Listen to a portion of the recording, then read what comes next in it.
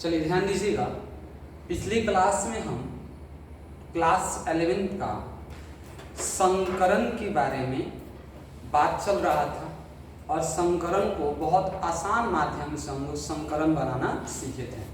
फिर उसके बाद एक और टॉपिक हमने लिया था सिग्मा और पाई। सिग्मा पाई को भी हम लोग आसान तरीके से बनाना सीखे थे। अब सिग्मा पाई का क्वेश्चन आप बना सकते हैं या हम अगले वीडियो में बहुत सारे क्वेश्चन आपके लिए सिग्मा पाई का लेकर आएंगे। बट आज एक छोटा सा टॉपिक है जो कि कैसे आपको इलेक्ट्रॉन युग में देखना है। जैसे किसी पे आपसे कुछ देख बताओ इनमें से कौन से अणु में कितने आबंध हैं और कितने इलेक्ट्रॉन युग में। आबंध का मतलब बॉन्ड और लोन पेयर, तो ये कैसे देखा जाता है।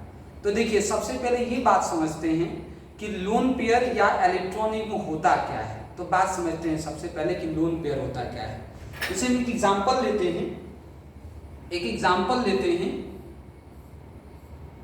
A B. अगर हम कहते हैं ए बी है और एल है 3,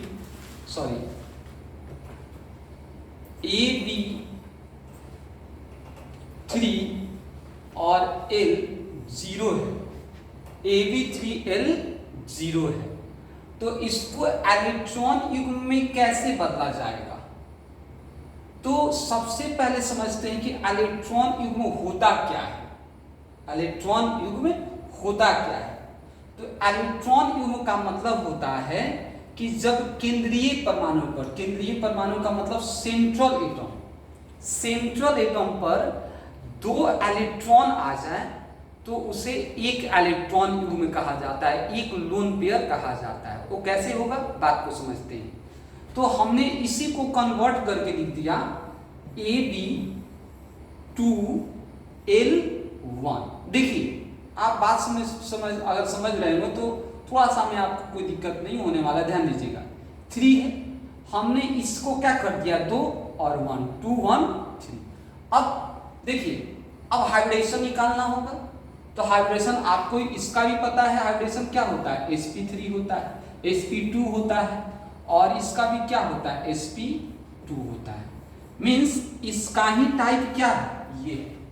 तो आज के बाद आपको याद रखना है कि जब भी इलेक्ट्रॉन युग्म कहां प्रेजेंट होगा, केंद्रीय परमाणु पर, सेंट्रल एटम पर होगा।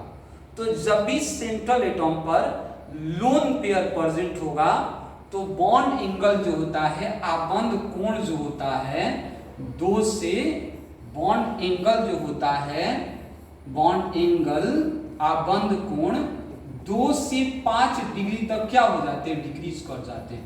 तो ये बहुत सारे एग्जाम में क्वेश्चन आया है बालक कि बॉन्ड एंगल लोन पेयर आने से बॉन्ड एंगल डिक्रीज करता है या इंक्रीज करता है। तो आपको पता होना चाहिए कि बॉन्ड एंगल क्या होता है, लोन पेयर आने से क्या होता है, डिक्रीज करता है। वो कैसे, बात को समझते हैं। जैसे अगर हम इसका रियल में स्ट्रक्चर बनाए, लोन पेयर कोई दिक्कत नहीं होना चाहिए। लोन पेयर में अगर दूसरा तरीका है तो लोन पेयर ऐसे भी समझ सकते हैं। ध्यान दीजिएगा जैसे हमने बोला कि AB2 L1 है, तो B का मतलब सराउंडिंग एटम, चारों तरफ से घिरा हुआ एटम, और L का मतलब होता है इलेक्ट्रॉन युग्म। अब A क्या है, केंद्रीय परमाणु। तो इसको हम ऐसे भी ले सकते हैं A B B और यहां पर क्या इलेक्ट्रॉन युग्म। आपको पता है कि इसका जो टाइप होता है वो टाइप होता है AB3L0। तो आपको पता है इसका कितना डिग्री होता है, 120 डिग्री होता है। कितना डिग्री, 120 डिग्री। तो जब इसका होगा, इसी का टाइप ये है, तो इसका जब होगा तो 2 से 5 डिग्री तक क्या हो जाएगा, घट जाता है। तो आपको याद रखना है कि जब भी किसी पे लोन पेयर आता है, केंद्रीय परमाणु पर इलेक्ट्रॉन युग्म आता है, तो लोन क्या होता है, उसका बॉन्ड एंगल क्या हो जाता है, घट जाता है। ये एक आसान सी बात याद रखना। अब जैसे क्या आता है, बहुत सारे एग्जांपल है। जैसे देख लीजिए H2O। अगला आपसे पूछे कि H2O में कितना बॉन्ड है और कितना लोन पेयर है, तो आपको पता होना चाहिए H2O क्या होता है, AB2L2 होता है। इस तरह से अगर आप मेथड को जानते हैं तो आपको लोन पेयर और बॉन्ड पेयर में कोई भी दिक्कत होने वाला नहीं है। तो देखिए बॉन्ड कितना है, 2 है, लोन पेयर भी कितना है, 2 है। और भी एग्जाम्पल बहुत सारे हैं, जैसे NH3।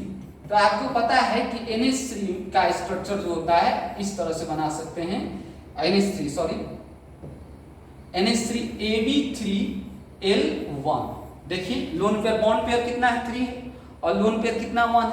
तो इस तरीका से अगर आप बनाते हैं तो आपको लोन पेयर और बॉन्ड पेयर में, लोन पेयर का मतलब इलेक्ट्रॉन युग्म क्वेश्चन दे देता है। डायरेक्ट क्वेश्चन क्या दे देता है, ध्यान दीजिएगा।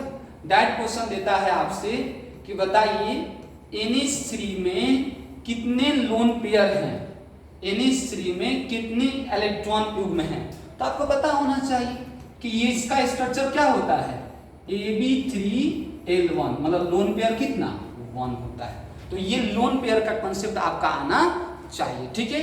तो अगली क्लास में कोई शॉर्ट वीडियो बनाया